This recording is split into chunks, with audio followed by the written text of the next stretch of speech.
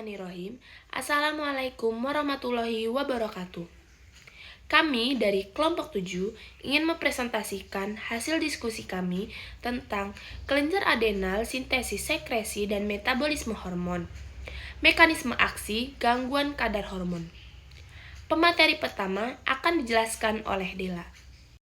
Kelenjar adrenal atau suprarenal merupakan sepasang organ yang terletak di dekat ujung anterior ginjal. Bentuknya pipih atau seperti bulan sabit. Kelenjar adrenal ini berfungsi untuk mempertahankan mekanisme penting homeostatik. Perlu diketahui bahwa kelenjar adrenal terdiri atas dua lapis, yaitu korteks adrenal dan medula adrenal. Akan saya jelaskan lebih lanjut sebagai berikut. Yang pertama, korteks adrenal terdiri dari sel parenkim yang langsung mensintesis dan mensekresikan beberapa hormon steroid tanpa menyimpannya terlebih dahulu. Ada 3 contoh hormon steroid korteks adrenal yang kami ambil. Yang pertama, aldosteron, berfungsi untuk mengatur elektrolit dalam tubuh dan tekanan darah. Yang kedua, kortisol, berfungsi untuk mengontrol kadar gula darah dan metabolisme karbohidrat, protein, serta lemak.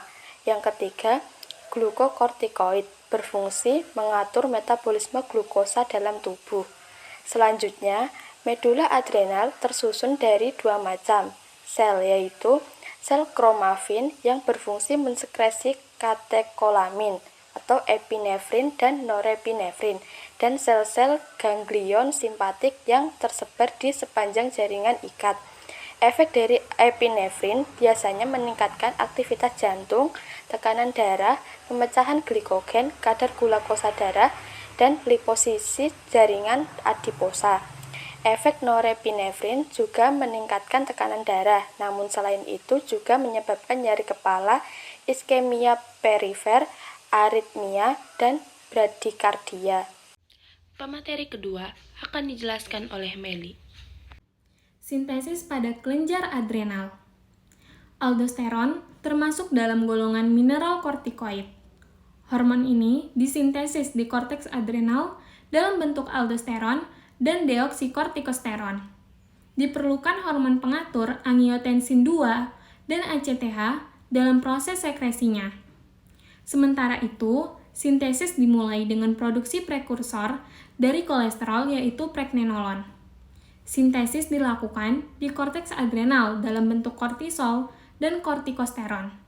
Dalam mekanisme sekresinya memerlukan hormon pengatur, yaitu ACTH. Selanjutnya, adapun sekresi pada kelenjar adrenal. Yang pertama, yaitu sekresi CRF dan ACTH.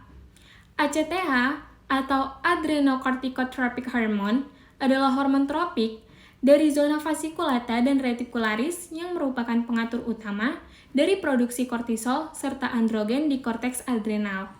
Sebaliknya, ACTH diatur oleh hipotalamus dan susunan saraf pusat melalui neurotransmitter dari corticotropin releasing factor atau yang biasa disebut dengan CRF.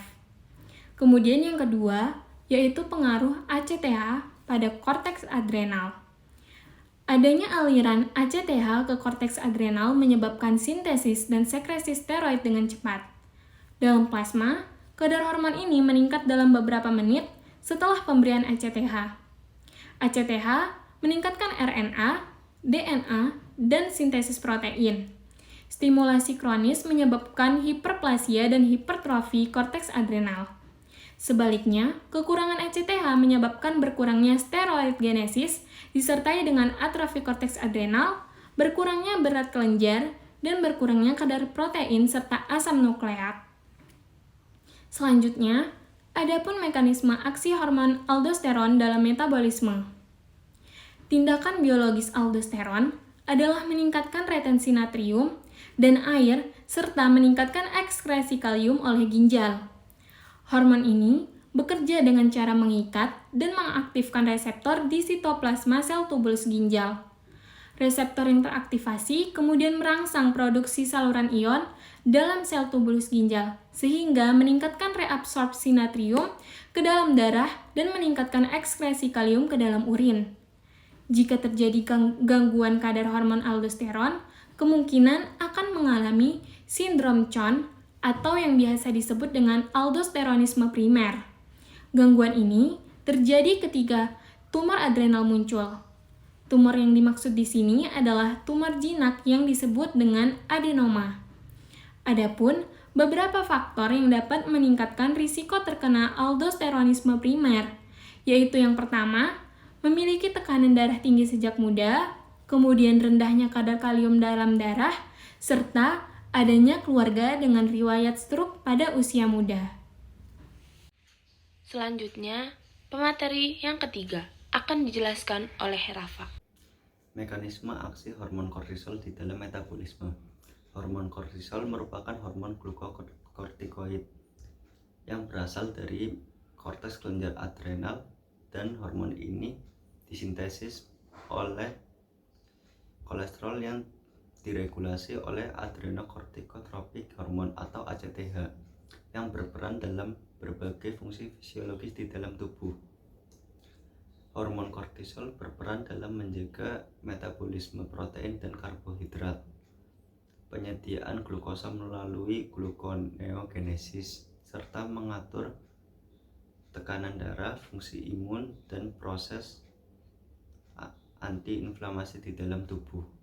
Kurangnya hormon kortisol di dalam tubuh dapat menyebabkan gangguan Addison dengan gejala seperti penurunan berat badan, penurunan nafsu makan, kelelahan ekstrim, serta penurunan tekanan darah dan gula darah yang menurun. Pemateri yang terakhir akan dijelaskan oleh Bella. Mekanisme aksi hormon glukokortikoid dalam metabolisme tubuh. Glukokortikoid ini bekerja dengan meningkatkan pelepasan leukosit berinti banyak dari sumsum tulang sehingga meningkatkan jumlah leukosit dalam peredaran darah. Glukokortikoid juga menghambat penumpukan leukosit pada tempat peradangan yang menyebabkan zat-zat yang terlibat dalam respon peradangan, misalnya seperti prostaglandin, dilepaskan dari leukosit.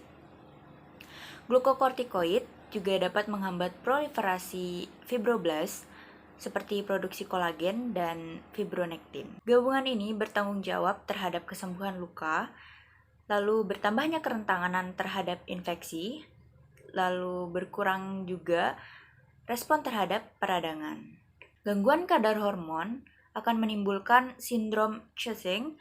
Sindrom Cushing ini disebabkan oleh pemberian glukokortikoid jangka panjang dalam dosis farmakologik dan sekresi kortisol yang berlebihan akibat adanya gangguan aksis hipotalamus hipofisis adrenal. Efek samping yang akan terjadi adalah wajah menjadi khas seperti moon face disertai jerawat dan hirsutisme, lalu punuk kerbau, buffalo hump, dan striae abdomen. Lalu muncul juga efek samping seperti kelemahan dan atrofi otot, osteoporosis, kulit menjadi rapuh, dan penyembuhan luka menjadi lebih lama. Sekian dari kelompok kami. Apabila ada tutur kata dan segala kekurangan, mohon dimaafkan. Semoga ilmu yang kami berikan dapat berguna untuk semua orang. Assalamualaikum warahmatullahi wabarakatuh.